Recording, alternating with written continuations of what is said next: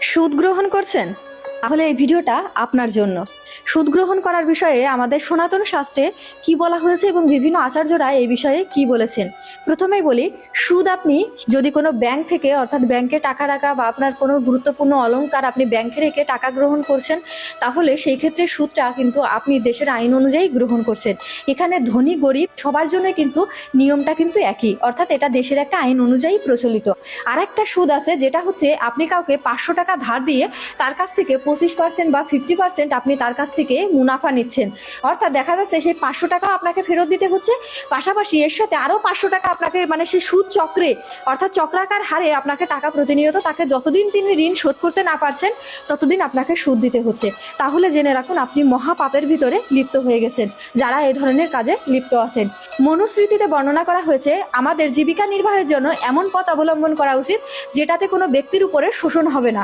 কিন্তু শাস্ত্র অনুযায়ী বলা হয়েছে, কোনো ব্যক্তিকে ঋণ দেওয়ার পরে তার কাছ থেকে যদি আরো চড়া সুদ বা মুনাফা গ্রহণ করা হয় তাহলে সেটাকে বলা হয় পাপ, অর্থাৎ শাস্ত্র বিরুদ্ধ। মহাভারতে বর্ণনা করা হয়েছে, কোনো একজন ব্যক্তি খুব বিপদে পড়েছে, আপনার কাছে এসে 1000 টাকা ধার চাইছে। আপনি বলছেন 1000 টাকা আমি দিতে পারি, তোমাকে আমার 1500 টাকা ব্যাক করতে হবে, যে তোমাকে আমাকে বা মাসে এত টাকা করে তোমাকে আমাকে সুদ দিতে হবে। তো এই যে আপনি মানুষের বিপদের সুযোগ নিয়ে টাকা ইনকাম করছেন, এই টাকা যদি গ্রহণ করে থাকেন তাহলে জেনে রাখুন, আপনি কখনোই সুখী হতে পারবেন না। না আপনার বংশ সুখী হবে, না আপনার সন্তানেরা ভালো থাকতে পারবে, না আপনার পরিবারের কেউ সুখে থাকতে পারবে।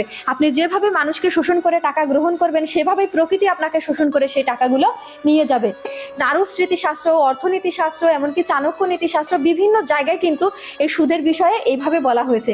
তাহলে এখন আমরা তো অনেকে টাকা পয়সা ব্যাংকে রাখি, ব্যাংক থেকে আমাদের সুদ প্রদান করে, এই ক্ষেত্রে আমাদের কি বলা হয়েছে? একজন পুলিশ যেরকম ভাবে কোনো সন্ত্রাসীকে যদি গুলি করে দেশের আইন অনুযায়ী বা দেশের নির্দেশ অনুযায়ী, তাহলে কিন্তু তাকে জেলে ভরা হবে না। কিন্তু একজন সন্ত্রাসী যদি পুলিশকে গুলি করে তাহলে কিন্তু সেই সন্ত্রাসীকে কিন্তু ফাঁসিতেও দেওয়া হতে পারে।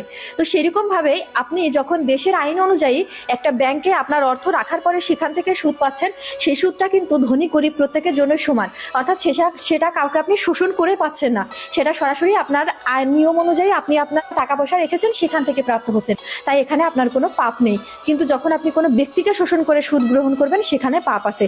তো এই ধরনের সুদ গ্রহণ করলে অবশ্যই আপনাকে পাপের ফল ভোগ করতে হবে।